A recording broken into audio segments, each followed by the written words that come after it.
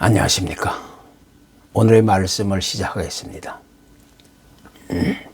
베이비박스라는 말이 있습니다. 경제적인 사정이나 어떤 부득이한 사정 때문에 아이를 키울 수 없는 부모가 이제 아이를 맡기는 심정을 가지고 그 아이를 두고 갈 수 있는 특별한 상자를 말합니다. 서울의 어느 한 교회에서 2009년에 처음으로 이 베이비박스라는 것을 만들어 놓았는데 작년 6월까지 맡겨진 아이가 총 1990명으로서 한 해 대략 150에서 180명 정도의 아이가 이것에 놓여진다는 이야기입니다.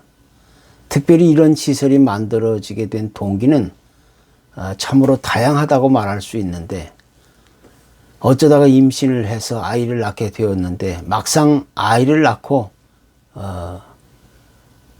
키우려 보니 참으로 앞이 캄캄하고 답답하고 도저히 아이를 양육할 수 없는 상황에 이르게 되는 겁니다.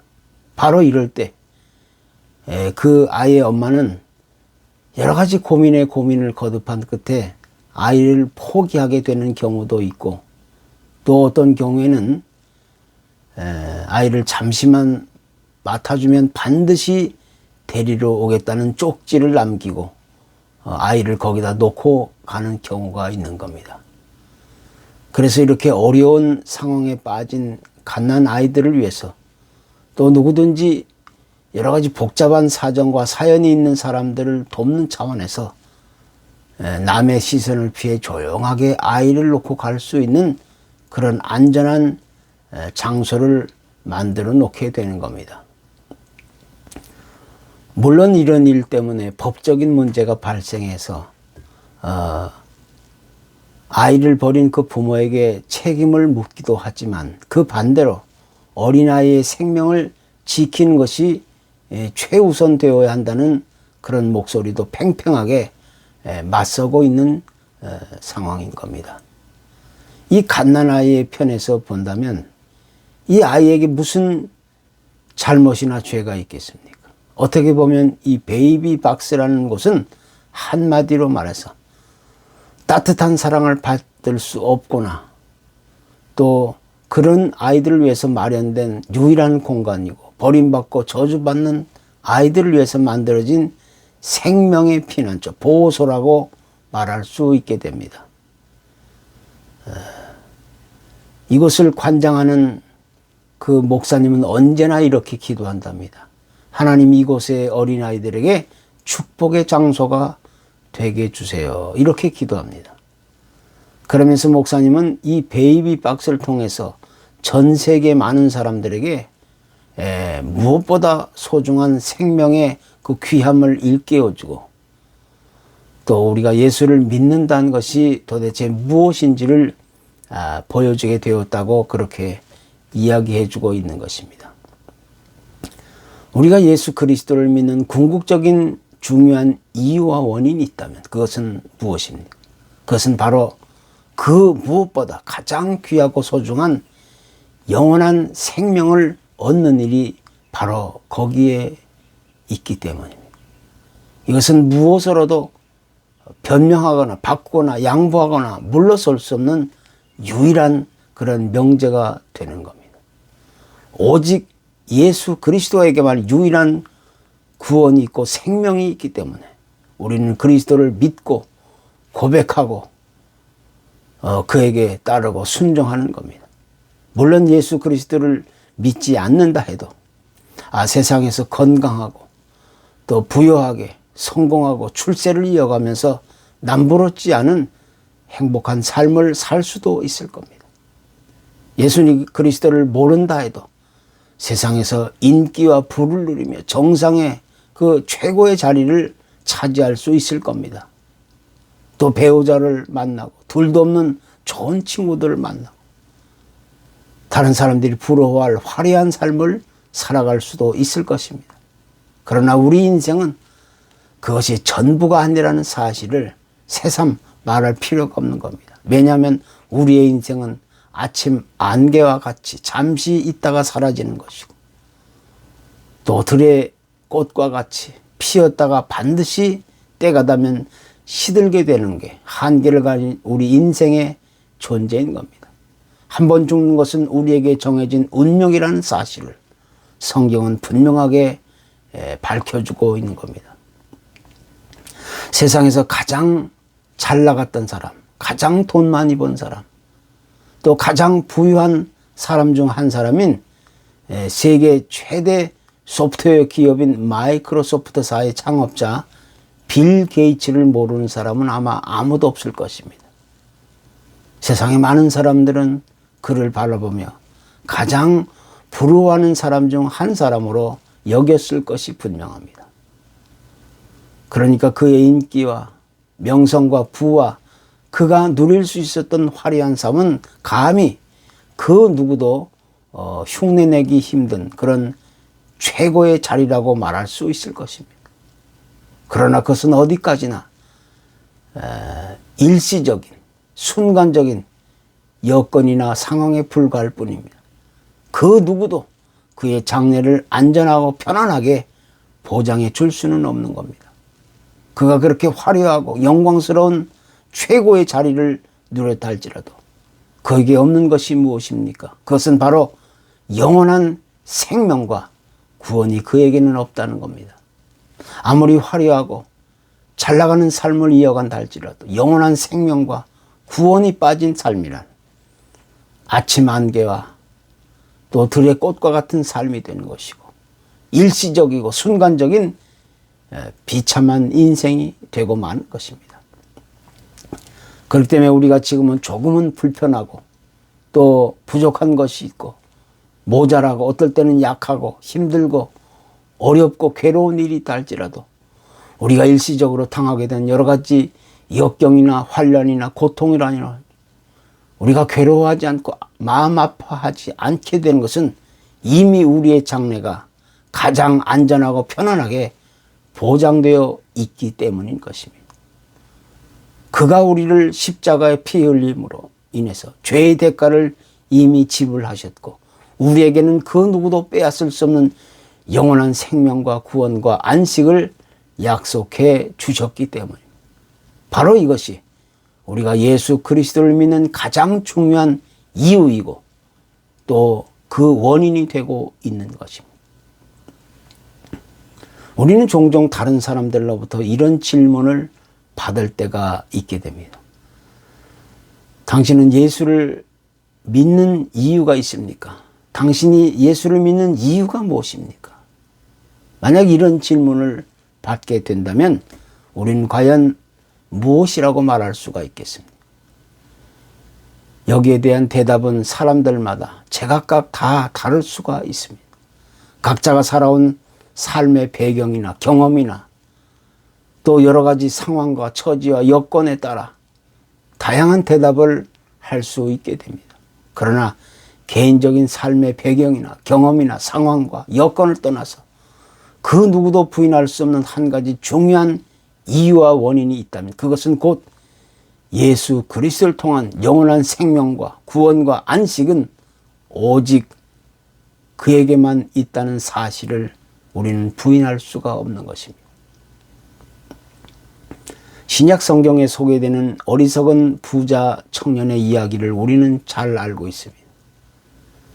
예수님께서 많은 사람들에게 진리를 가르치고 또 강조하며 있을 때 그 부자 청년이 주님 앞으로 나오게 되었습니다.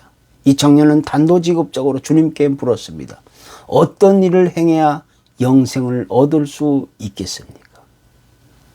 왜냐하면 이 청년은 이미 좋은 배경을 가진 가정에서 태어나 어려서부터 수준 있는 높은 교육을 받으며 자랐고 또 커서는 남부러울 것이 전혀 없는 장래가 촉망되는 그리한 화려한 삶을 가고 있었기 때문이었습니다. 그러니까 그가 주님 앞에 나와서 이런 질문을 당돌하게 할 수 있었다는 것은 그가 무엇을 얻으려고 했던 것이 아니라 자기 자신의 고고함을 나타내 보이고 자랑하기 위한 것이라고 우리는 쉽게 짐작해 볼 수 있는 겁니다. 그러니까 그의 자랑스러운 삶을 예수님으로부터 직접 인정받고 칭찬받고 싶어 했던 겁니다. 그러나 그는 내 소유를 팔아 가난한 자들을 주라 라고 주님의 충고를 듣고 나서 아무 말도 하지 못하고 근심 어린 표정으로 되돌아가야만 했던 겁니다. 물론 이 청년이 단순하게 돈이 많은 부자였기 때문에 자신의 문제를 해결하지 못하고 돌아가게 된 것은 결코 아니옵니다. 그에게는 영원한 생명과 구원에 대한 진정한 소원과 기대보다는 오직 눈에 보이는 이 세상의 삶만이 자신을 가장 안전하고 편안하게 장래를 지켜줄 것이라고 믿었기 때문이었습니다. 그러니까 그가 믿었던 하나님은 눈에 보이는 이 세상의 물질적이고 경제적이고 종교적인 하나님이었습니다. 하나님은 그 어떤 것, 그 어느 때에도 그들의 하나님이 될 수 없었던 겁니다. 그러나 우리가 믿는 하나님은 오직 예수 그리스도를 통한 영원한 생명과 구원과 안식을 약속해 주고 보장해 주시는 그 하나님을 말하는 것입니다. 하나님 오늘 이 시간에도 이같이 예수 안에 들어와 있는 믿음의 사람들을 통하여 하나님의 나라를 이루어가고 계시는 것입니다. 구약의 욥기는 참으로 이해하기 힘든 많은 어려운 이야기들이 소개됩니다. 그 중에 하나님과 사탄과의 대화가 나오는데 이런 대목이 있습니다. 하나님이 사탄에게 말하기를 내가 욥이라는 사람을 아느냐? 그는 참으로 누구보다 온전하고 정직하여 하나님을 경외하며 악에서 떠난 사람이다. 그러자 사탄은 대답하기를 그런 말씀하십시오. 하나님이 그에게 복을 허락하셨기 때문에 그가 그렇게 열심히 하나님을 섬기며 경외하는 것이 아닙니까? 그러자 하나님께서는 절대 그렇지 않다. 만약 그렇다면 내가 허락할 테니 그를 한번 시험해봐라.